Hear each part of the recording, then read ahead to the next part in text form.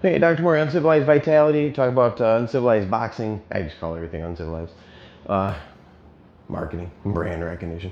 So we'll continue with the boxing series. So we're going to get into some more of the basics. We'll talk about coming up a little bit of equipment you're going to need now. You're going to want to get eventually a pair of focus mitts. You're also going to need a partner.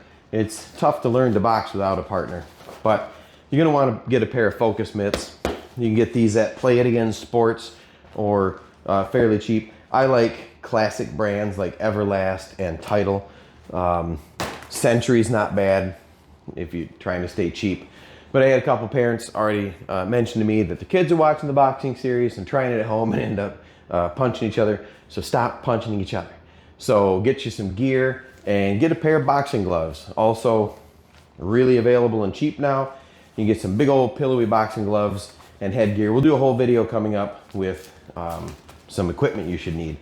And the partner. So the next few videos in the series, I will get a partner to demonstrate some of the boxing. I tried to talk the wife into today taking a couple, but she wouldn't do it. She just wants to run the camera, not get out here. That's cool. So this video is going to be talking, we're going to start on some of your defensive techniques. I'm just putting the gloves on so that you can see, you can start working out with your gloves and get used to these because it will change the way you hold and move a little bit, as opposed to the earlier videos when I showed you keep your knuckles right up against your cheekbone, your zygomatic bone. It's a little different than when you have your glove on. It makes for a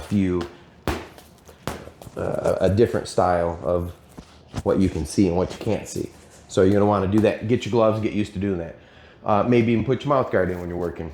So a quick review, get into your stance, okay? About shoulder width, about a foot apart. Right? And you're nice and low and you're kind of bladed and you got your gloves up, touching your cheeks lightly, forearms parallel, elbows in tight. And then from here, you can do a few defensive things. This is going to be, I've always categorized them as slips, slaps, and shields. Right? So slips, slaps, and shields. Your slips are going to be when you're avoiding the punch or the opponent's concussive force altogether. You're going to slip out of the way. This is going to be literal slips. You're going to duck, you're going to pull or bounce back, you're going to crowd, all right? There's bobbing and weaving. We're going to walk through each of those. Slaps are going to be your paris and your cuffs and your catches. So you're redirecting the force coming in and trying to mitigate that amount of force by redirecting it a little bit. So I'm going to catch, right, like a jab catch. I'll just throw my palm out and catch the glove of the other person coming in. I can cuff, which means sort of turning my hand and hitting on the cuff of their glove. So we can slap that out of the way. We're not gonna do any fancy Bal de Masul Kung Fu paris. You're just gonna slap it or knock it out of the way a little bit, right? Throwing the back of your glove up. And then shields are ways you're gonna take the entire concussive force. Maybe you didn't have time to slip, the range was too close, you didn't have the reaction time or the dexterity to slap it out of the way. So slipped, slapped, and then shield is going to be, you're going to try to mitigate the force, again, by getting into a position where you can distribute the force over the majority of your frame. Getting punched in the head relies on how tightly I can keep my jaw shut and the strength of my neck, right? And you've seen even professional boxers, just, monsters get caught with their jaw just out of alignment. Those little punches on the chin. UFC fighters, boxers, sometimes called phantom punches, and people always claim or right away think it's a fight or there's a fix or there's a dive because somebody caught just on the chin. If you've never been punched in the face and got caught by a lucky punch with your mouth open, you don't know how easy that can put you down. We won't go into the neurology and physiology of how that works, but if you can get that jaw moving, you can turn that neck, you can put somebody down.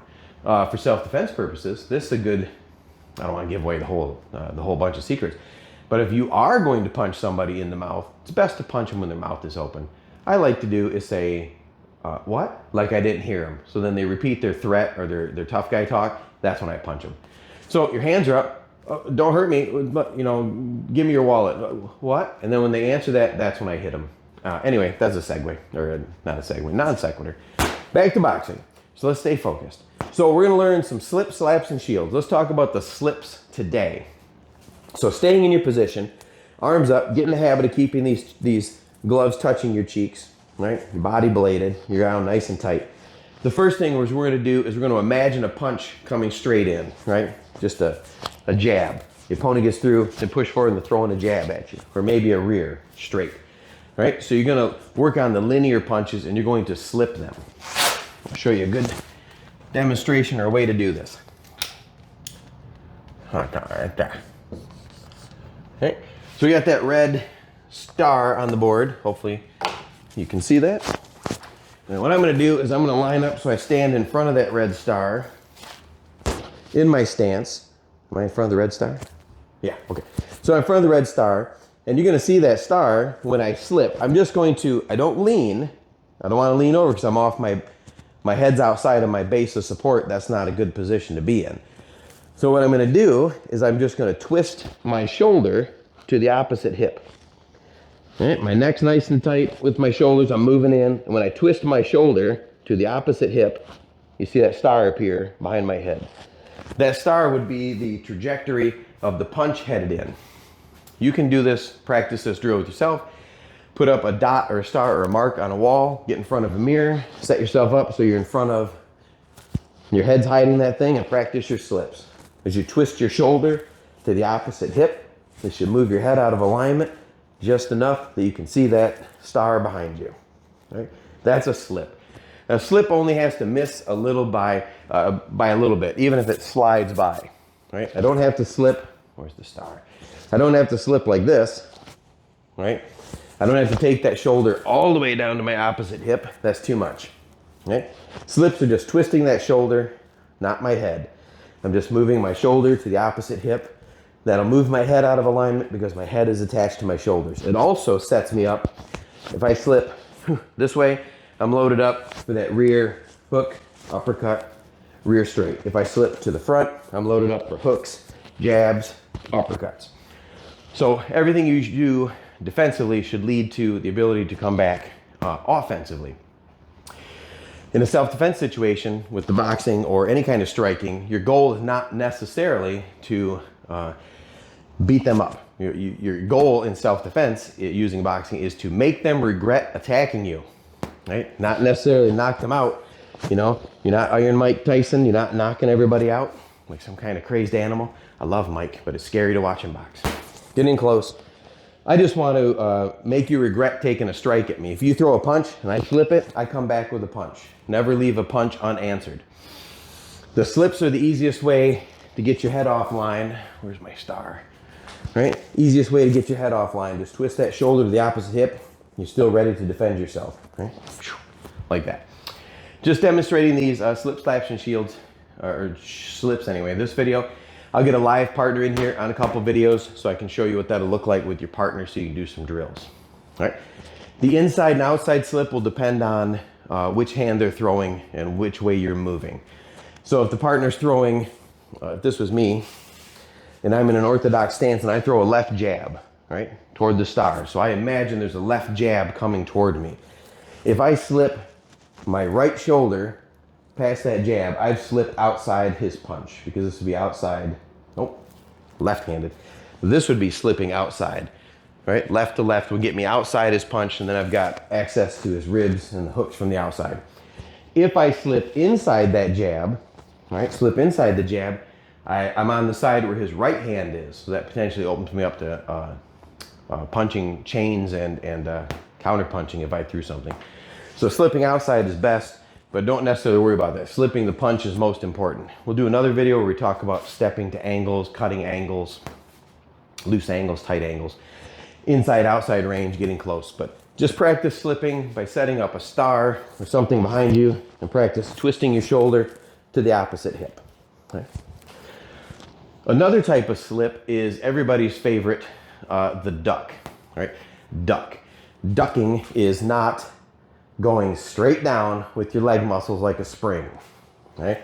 This is not ducking. I mean, it is, but it's terrible ducking. We don't duck like that, okay? You also don't duck by bending forward, bending my head forward. I don't duck like this, duck a punch, okay? Like you see in the movies. That's choreographed nonsense. You're going to duck. I did air quotes with my gloves on. You're going to duck. We'll cut that out. You're going to duck by doing what's called a hip hinge. You're going to fold your hips like you're doing a hip hinge and you're starting like a deadlift, or you pick up a coin off the floor, it's that fold at the hips that will help you duck. So see if I can do this with the star. So I'm lined up where the star is at, I hip hinge, and it reveals that star. Right? My head goes down because my body hinges or folds in half. But it's got to do it quickly. I've got to hinge at the hips, right? Hinge at the hips like something, this would be graphic, like something hooked me and is yoinking me back real quick, right? Yoinks my hips back, right? Yoink those hips back. I hinge at the hips, and this is how I duck, by hinging at the hips. You can think about it by punching backwards with your butt. You're in your stance, you punch backwards, that's gonna help you duck. Not a fan of ducking, but that hip hinge quickly will help you duck. That's a type of slip. You got the twist, the inside and outside slips with the shoulder to opposite hip, which means this right shoulder goes down to this left hip. Maybe I could have been more clear about that. So work your inside, you're slipping on the straight punches, hooks especially. You're gonna wanna try to hip hinge and duck underneath that. When you duck underneath that, you're going to come back up on different angles. That's going to be your bobs and your weaves. We'll get to that in a little bit. The next basic defensive maneuver you need in boxing is called a pull, or a rock back, or a bounce. Okay? I've always called it the pull. I'll do this from the, well, I'll do it from the front first. We're here, jab's coming out, and I maybe think the range is enough where I'm just at the edge of their reach. I can just move my head backwards. Okay, here's what you don't do. I don't step back and lean. Okay, from the side. I don't move. I'll put my gloves down. I do not move my front foot back. Right, move my front foot back and come right out of reach of that glove. Terrible idea. You're gonna get back. Damn, I did it again. Back on your heels, and then you're gonna get knocked out.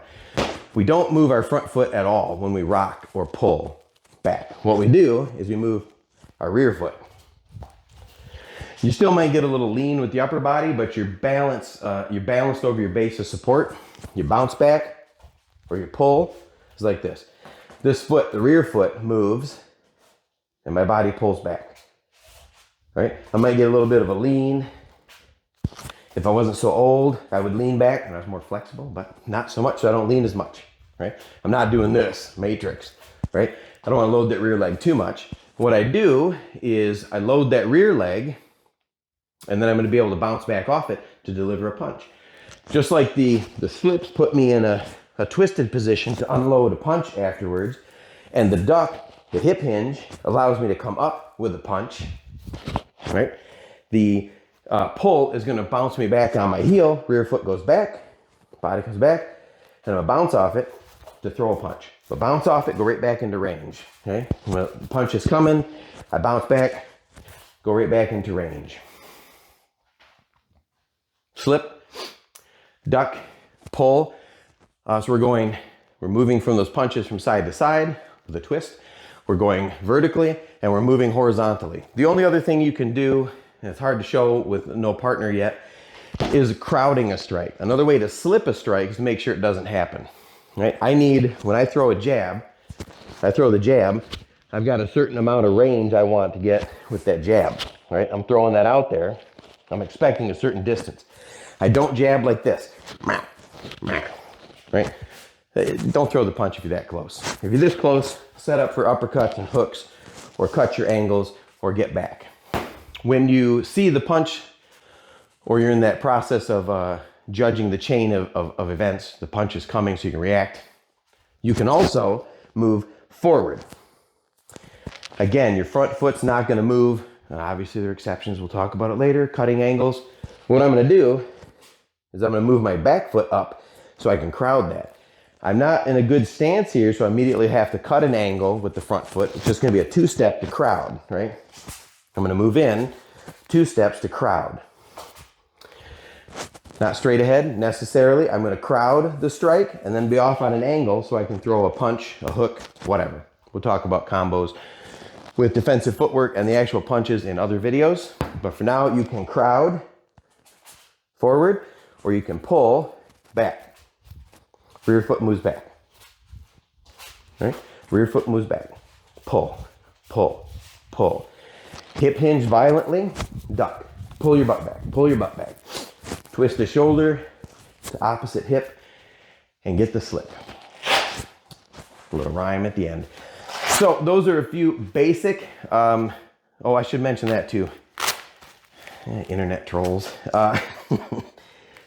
This boxing series is to present super, super basic, fundamental, rudimentary boxing abilities and skills so that people can start practicing at home and start to get a base that they can build self-defense or boxing for sport and pleasure skills. Right? It's going to follow any other type of classical learning. Just talking with Mark about this. Data acquisition, that's your grammar. You got to learn all these rudiments. Then you're going to move through the logic phase and you're going to start to be able to reason and then start to see the combinations and why the punches and the slaps and slips and shields and footwork go together. And then you'll be able to create things, combinations and offense, defense combos yourself, which is when you'll enter the rhetoric stage. Grammar or knowledge, data acquisition, logic, which is reasoning, and then rhetoric, which is the communication. These three ways of learning anything were classically referred to as the trivium or trivium. Oh, it's got tri in it. This is how you learn anything. So I'm going to teach you boxing self-defense based on that. These videos are at the grammar stage. We had I don't know if he's a troll or intended to be that. Probably, give him the benefit of the doubt, he's trying to be helpful. He mentioned that I was telegraphing and about the footwork on one of the videos. Yes, I am. But as Rendell said, we have to start somewhere. So don't get too excited like, oh, Maury, blah, blah, blah. I've been boxing for 15 years and that's not how you do it. Well, no shit, Sherlock. I got to start somewhere. Oh, sorry, kids. Don't repeat that. We got to start somewhere and learn the basics. So today was a basic defensive techniques you can use, which are rudimentary. You can duck, you can slip, and you can pull. You can crowd too, but I'm not a fan of crowding. It almost never works except for my favorite, Mike Tyson. So if you ain't Mike, maybe crowding comes off your list. Next, I'm gonna have to get a partner for some of the rest of the videos in the series because we're gonna start working on slaps and shields and show you how to do some shielding, classic shielding. And then we'll move on to combinations. But in the sense of giving you grammar, I'm gonna teach you just a few basic combos. The old 1-2, the 1-2-3, the 1-3, the 1-4, the 1-1-4, basic things. And then I have a few that I like, but I'm not going to put them on YouTube and show people the combinations that I like to box with personally, because what if somebody watches all my videos and then comes to box me? There'll be some surprises, but I'm not going to show you everything. I'll give you a few combos to work. That's really all you need. The masters of any discipline are masters of the basics. So that's the next video in the boxing series. Like, comment below. Stay tuned in the coming weeks for the footwork and some partner stuff, and then I'll teach you to work some combos. We'll start working the heavy bag, and I'll show you some ways you can work out with your boxing skills and get in good shape, and hopefully use this, hopefully never have to use this for self-defense, but if you do, you'll be able to throw hands with maybe not the best of them, but at least the mediocre of them. That made no sense. I'll cut it, don't worry. All right, like, share, subscribe, leave some comments. That's good.